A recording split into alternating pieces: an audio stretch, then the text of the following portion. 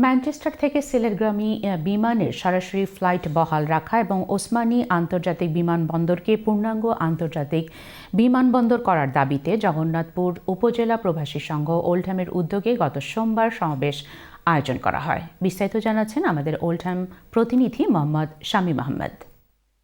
Manchester থেকে সিলেটগামী সরাসরি flight বহাল রাখা এবং ওসমানী আন্তর্জাতিক বিমানবন্দরকে পূর্ণাঙ্গ আন্তর্জাতিক বিমানবন্দর করার দাবিতে যুক্তরাজ্যের ওল্ডহ্যামে এক প্রতিবাদ সভা অনুষ্ঠিত হয়েছে। জগন্নাথপুর উপজেলা প্রবাসী সংঘ ওল্ডহ্যামের উদ্যোগে গত সোমবার ওল্ডহ্যাম মিলেনিয়াম সেন্টারে এই সভার আয়োজন করা হয়।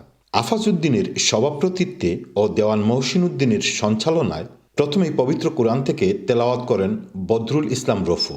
এতে অতিথি হিসেবে উপস্থিত ছিলেন ওল্ডহ্যাম বারা কাউন্সিলের deputy leader councillor Abdul Jabbar MBE, councillor Mohan Ali, councillor Abdul Malik, Nazrul Islam, Haji Taiyab Ali, Shafiq Miah, Haji Suruk Miah সহ আরও অনেকে। সবাই বক্তব্য রাখেন ওল্ডহ্যামের বিভিন্ন সামাজিক সংগঠনের নেতৃবৃন্দ, জগন্নাথপুর সহ সিলেট অঞ্চলের প্রবাসীরা। বক্তারা তাদের বক্তব্যে বলেন, ম্যানচেস্টার সিলেট সরাসরি ফ্লাইট প্রবাসীদের জন্য অত্যন্ত গুরুত্বপূর্ণ। এই ফ্লাইট বন্ধ হয়ে গেলে বয়স্ক যাত্রী, নারী ও শিশুদের চরম ভোগান্তিতে পড়তে হয়। তারা আরও বলেন, এতদিন হয়ে যাওয়ার পরও ওসমানী আন্তর্জাতিক বিমানবন্দরকে পূর্ণাঙ্গ আন্তর্জাতিক বিমানবন্দর না করায় প্রবাসীরা হতাশ। প্রবাসীরা বিপুল পরিমাণ রেমিটেন্স পাঠালেও বিমানবন্দরে তাদের জন্য কোনো সুযোগ সুবিধা লক্ষ্য করা যায়নি।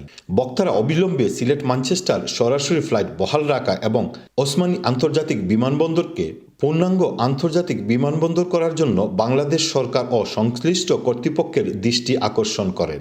দাবি আদায় না হলে ভবিষ্যতে আরও বৃহৎ ও কঠোর কর্মসূচি ঘোষণা করা হবে বলেও হুঁশিয়ারি উচ্চারণ করেন।